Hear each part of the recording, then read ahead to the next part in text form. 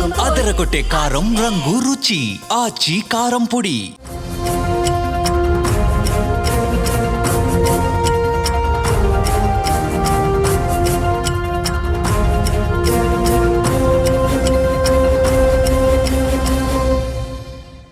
TTD Parakamani చోరీ కేసులో కీలక మలుపు చోటు చేసుకుంది. అప్పటి ఏవీఎస్ఓగా ఉన్నటువంటి సతీష్ కుమార్ అనుమానాస్పద రీతిలో మృతి చెందడం ప్రస్తుతం తీవ్ర చర్చనీయాంశంగా మారుతోంది. పరకామణి కేసుకు సంబంధించి ఇప్పటికే దర్యాప్తు ముమ్మరం చేసినటువంటి నేపథ్యంలోనే ప్రస్తుతం ప్రైమ్ విక్నెట్ ఉన్నటువంటి సతీష్ కుమార్ మృతి ప్రస్తుతం ఆందోళన కలిగిస్తోంది.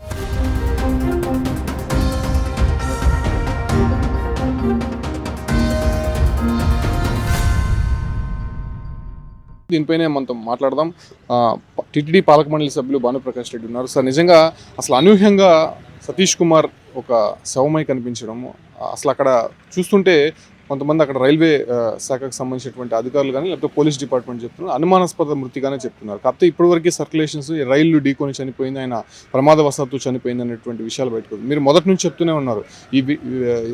ఈ కేసులో ఉన్నటువంటి విట్నెస్లకు సంబంధించి కూడా భద్రత కల్పించాలని కూడా చెప్తూనే ఉన్నారు. బట్ ఇప్పుడు సతీష్ కుమార్కి సంబంధించినటువంటి మృతిని ఎలా చూస్తారు? ఇది అనుమానాస్పద మృతి కాదు, హత్య అనే కోణంలో ఖచ్చితంగా మనం దర్యాప్తు చేయాల్సిన అవసరం ఉంది. నేను మొదటి నుంచి చెప్తున్నాను, ఇది చాలా సెన్సేషనల్ కేసు కాబోతుంది పరకామణి. దీంట్లో అప్పుడు పనిచేసినటువంటి కొందరు టీటీడీలో ఉండే కొందరు అధికారులు తగ్గించి తాడేపల్లిలో ఉన్నటువంటి కొందరు అధికారులు రాజకీయ నాయకుల వరకు దీంట్లో ప్రమేయం ఉంది. కాబట్టి వాళ్ళు తప్పించుకునేదానికి ఎంతకన్నా బరి తెగిస్తారు. సొంత బాబేనే గొడ్డలపోటుని గుండుపోటుగా చేసినటువంటి గనులు వాళ్ళు. కాబట్టి వీళ్ళకి అదనపు భద్రత కల్పించాలని చెప్పి మొదటి నుంచి నేను కోరుకుంటున్నాను. చాలా దురదృష్టం. ఏవీఎస్ఓ సతీష్ కుమార్ మృతి నాకు చాలా దిగ్భ్రాంతికి గురి చేసింది. వారి కుటుంబ సభ్యులకి ప్రగాఢ సానుభూతిని తెలియజేసుకుంటున్నాను. కానీ ఎక్కడ సతీష్ కుమార్ అప్రూవల్గా మారిపోయి అసలైన నిందితులు, అసలైన దోషులు, అతనిపై ఎవరు ఒత్తిడి తెచ్చారో ఆ పేర్లన్నీ బయట పెడతారని చెప్పి ఒక దురుద్దేశంతో వారిని ఈరోజు ఇలా ఏమైనా చేశారని చెప్పి శ్రీవారి భక్తుల నుంచి నాకు ఫోన్లు వస్తున్నాయి. ఇది చాలా బాధాకరమైన సంఘటన. నేను ఒకటే చెప్తున్నా, దీంట్లో ప్రమేయం ఉన్న ఏ ఒక్కరిని వదిలే ప్రసక్తే లేదు. అందరినీ స్వామివారి ముందు, శ్రీవారి భక్తుల ముందు, చట్టం ముందు తొందరలోనే మేము నిలబెట్టబోతాం. కానీ చాలా దురదృష్టం, సతీష్ కుమార్ మెయిన్ విట్నెస్ మాకు దీంట్లో. ఎందుకంటే ఆయనకే తెలుసు ఏమేం జరిగింది, ఆ రోజు ఎవరు ఒత్తిడి చేస్తే రాజీ చేసుకున్నారు. విజిలెన్స్ రిపోర్ట్లోనే ఉంది ఒత్తిడి వచ్చిన కారణంగా సతీష్ కుమార్ రాజీ చేసుకున్నాడు. అతను నోరు తెరిస్తే చాలామంది జైలుకి వెళ్ళే ప్రమాదం ఉంది. కాబట్టి వాళ్ళందరూ కలిసి ఏమన్నా సతీష్ కుమార్ని ఈరోజు ఇలాగేమన్నా చేస్తారని చెప్పి నాకు అనుమానాలు ఉంటాయి. ఆయన నిజాయితీగా పనిచేస్తారని చెప్పుకోవచ్చు. అంటే అప్పుడు ప్రధానంగా రవికుమార్ని పట్టుకున్నటువంటి వ్యక్తి సతీష్ కుమారే. అతను కేసు కూడా ఫైల్ చేశారు అప్పుడు. సో చేసిన తర్వాత ఆగస్టులో ఈ ఒక కేసు నమోదైంది. కేవలం సెప్టెంబర్ అంటే 5-6 నెలల్లోనే మొత్తం రాజీ అయిపోయింది. లోక్ అదాలత్లో కూడా కొట్టివేసినటువంటి పరిస్థితి. అంటే దీంట్లో సతీష్ కుమార్ ప్రమేయం ఉందంటారా, లేకపోతే ఒత్తిడి కారణంగా సతీష్ కుమార్ ఈ రకమైనటువంటి లోక్ అదాలత్లో కేసు రాజీ చేశారు?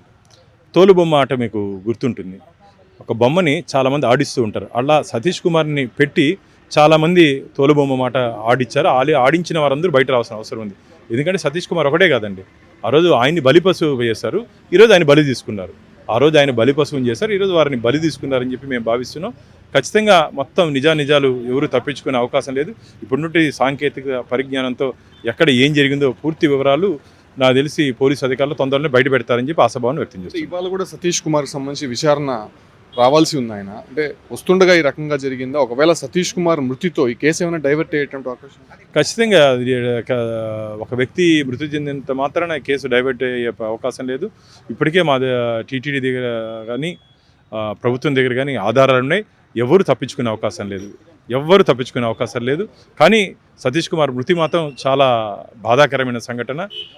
దీని వెనక ఉంటే దోషులు ఎవరు ఉంటే మాత్రం వారిని కూడా ఖచ్చితంగా రాబో రోజుల్లో కటకటాల్లోకి పంపిస్తాం. ఈ కేసులో నిజంగా ప్రధాన నిందితుడిగా ఉన్నటువంటి రవికుమార్కి సంబంధించి కూడా భద్రతా విషయంలో అనేక అనుమానాలు కలుగుతున్నాయి. ప్రస్తుతం ఆయన ఎక్కడున్నారు అంటే ఇప్పుడు వచ్చినటువంటి అధికారులు మాత్రం ఆయన విచారిస్తున్నారు కానీ బట్ అతని భద్రత విషయంలో లోపాలు కనిపిస్తున్నాయి కదా. సో ఇప్పుడు జరిగినటువంటి వ్యవహారమే ఆయన విషయంలో కూడా జరగదని గ్యారంటీ అయితే ఆయన భద్రత విషయంలో ఎలాంటి చర్యలు తీసుకుంటారు?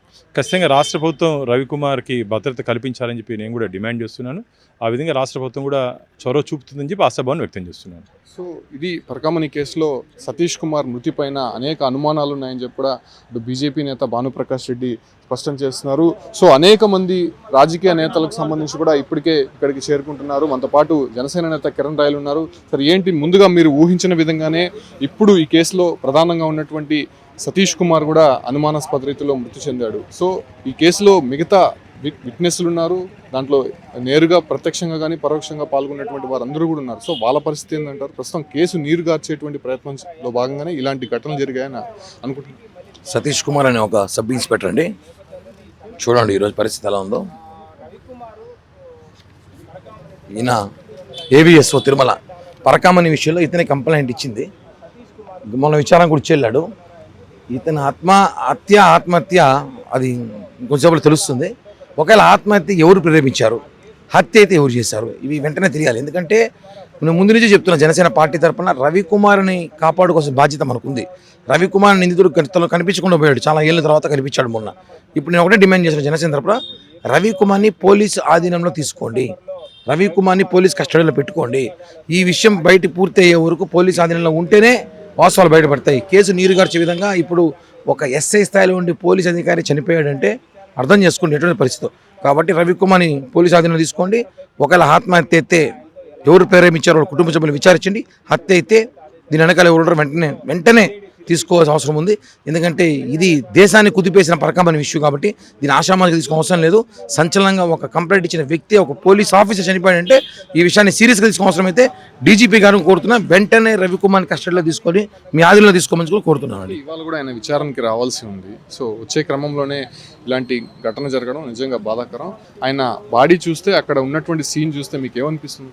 ఖచ్చితంగా చాలా బాధాకరం అండి. చూపించగల ఫోటోలు ఇప్పుడు ఇలాంటి ఘటనలు చూస్తుంటే చాలా బాధేస్తుంది.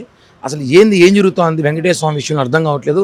హత్య అనుమానస్థితి మృతి అయితే కాసేపట్లో తెలియాల్సి వస్తుంది. అనుమానస్థితి మృతిలో ఉన్నాడు కాబట్టి చాలా బాధాకరం.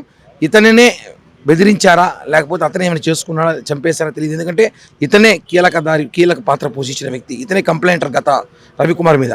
కాబట్టి దీనిపైన తీవ్రమైన విచారణ చేయాలి. జనసేన పార్టీ పూర్తిగా ఖండిస్తోంది.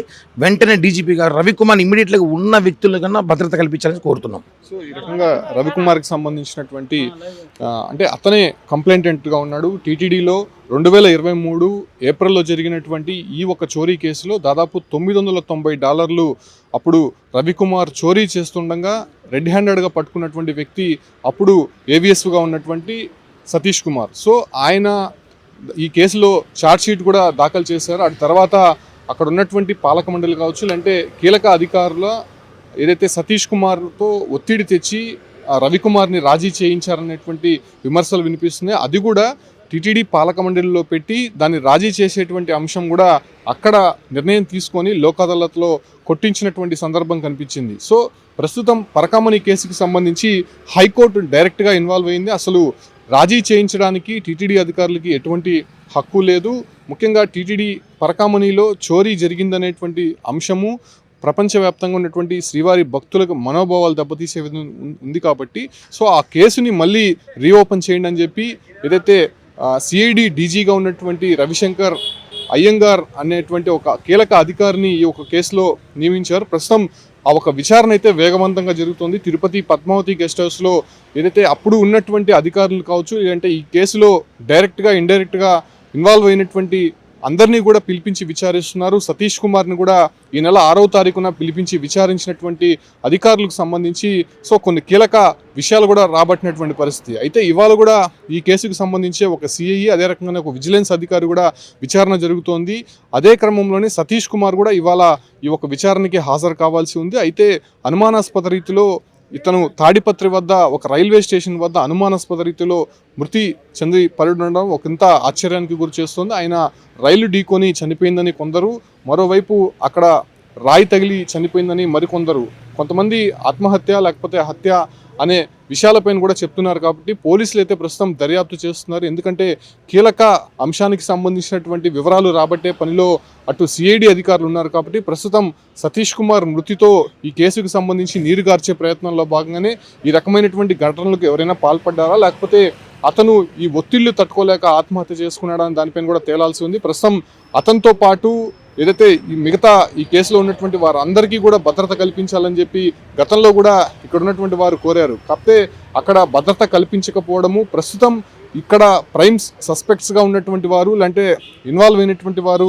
రవికుమార్ అనేటువంటి వ్యక్తి ఉన్నాడు. కాబట్టి అతనికి మెయిన్గా భద్రత కల్పించాల్సినటువంటి అవసరం ఎంతైనా ఉందని చెప్పి అటు బీజేపీ జనసేన డిమాండ్ వినిపిస్తోంది. సో ఈ కేసులో ఏదైతే కీలకంగా ఉన్నటువంటి సతీష్ కుమార్ మృతితో ఈ కేసు ఎలాంటి డైవర్షన్ తీసుకోబోతోంది, అదే రకంగానే ప్రస్తుతం సతీష్ కుమార్ మృతిపై ఏదైతే అనుమానాస్పదంగా ఉంది కాబట్టి అది ఆత్మహత్య అనే విషయాలు తేల్చాల్సినటువంటి అంశం పోలీసులు ఉంది కాబట్టి సో ఆ విషయం పైన తీవ్రమైనటువంటి దర్యాప్తు అనేది కొనసాగుతుందని స్పష్టంగా చెప్పొచ్చు.